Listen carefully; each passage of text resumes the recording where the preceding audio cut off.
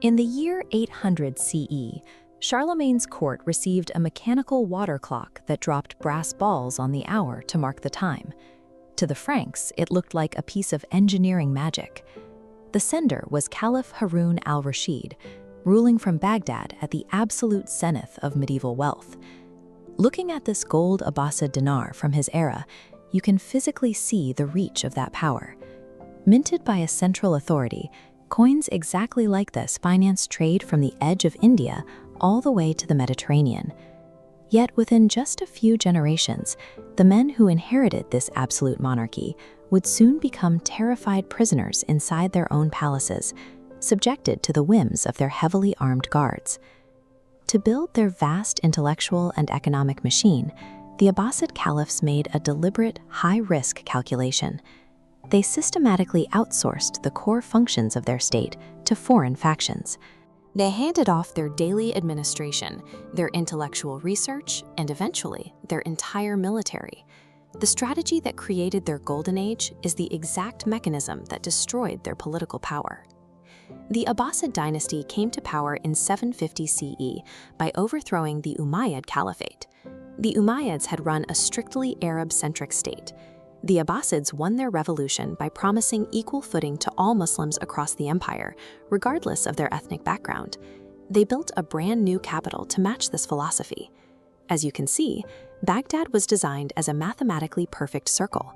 4 equidistant gates led through concentric walls directly to the central palace, placing the caliph at the center of a new, multi-ethnic society.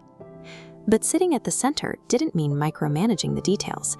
The caliphs handed the day-to-day administration to the Barmakids, a highly educated Persian family. They established the role of the vizier, a bureaucratic prime minister who managed the complex machinery of the state, so the caliph didn't have to. With the bureaucracy handled, they directed vast resources towards intellectual output. They established the House of Wisdom in Baghdad, creating a global epicenter where international scholars gathered to preserve and expand human knowledge. This ancient manuscript features an intricate anatomical diagram of the human eye. Baghdad scholars led a massive translation movement, converting Greek and Persian texts into Arabic. They tested ancient theories against observation, codifying their findings into medical encyclopedias used for centuries. By abandoning tribal exclusivity and outsourcing state administration to Persian bureaucrats and scientific research to an international coalition of minds, the Abbasids successfully engineered the greatest intellectual explosion of the medieval world. But the empire's stability was fragile. Following a series of exhausting civil wars in the early 9th century, the caliphs realized a harsh truth. They could no longer trust the loyalty of their traditional Arab and Persian infantries. They needed an army loyal only to the throne. Their solution was radical, purchasing nomadic Turkic slave soldiers from the Central Asian steppes. These soldiers had a unique socioeconomic status. They were legally property, but the state paid them regular salaries. Pulled from the far edges of the steppe, they lacked local families, any regional political ties, or connections to old elites. Their survival and wealth depended entirely on the caliph. This created an elite, heavily armed caste that operated in total cultural isolation. Many of these soldiers never learned to speak Arabic properly, and they were completely separated from the civilian population they were meant to police. Decades before this military reached its peak, Caliph Harun al-Rashid provided a brutal example of how volatile this delegated power could be.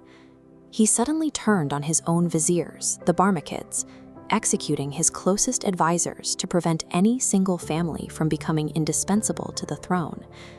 By systematically purging these powerful civilian families, the Abbasids stripped away the very political structures that might have moderated the army. When the later Turkic guards seized absolute physical control, there were no civilian institutions left in the palace to stop them. In 861 CE, the power dynamics of the empire shifted irrevocably. The Turkic military elite recognized that the throne functioned only with their permission. That year, during a party, a group of Turkic soldiers murdered the Caliph al-Mutawakkil. The military faction seized control, forcing the government to abandon Baghdad for a new military capital. This photograph shows the Great Mosque of Samarra, dominated by its towering spiral minaret. marking a regime entirely dominated by an isolated army. During the following decade, a period historians call the anarchy at Samarra, the Turkic commanders treated the caliphs like disposable tools. They installed, besieged, deposed, and murdered 4 different monarchs at will, reducing absolute rulers to terrified puppets. With central authority paralyzed by continuous military infighting, tax collection lapsed.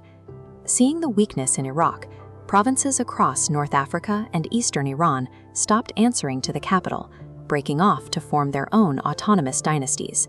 The political vacuum continued to widen. In the 11th century, the Seljuk Turks swept into Baghdad, stripping the caliphs of their remaining temporal power long before the Mongols arrived to finally sack the city in 1258. Yet the total collapse of the political state did not erase what the Abbasids built. Look at the interior courtyard of the Mustin Syria Madrasa. This permanent infrastructure of learning survived the very rulers who funded it.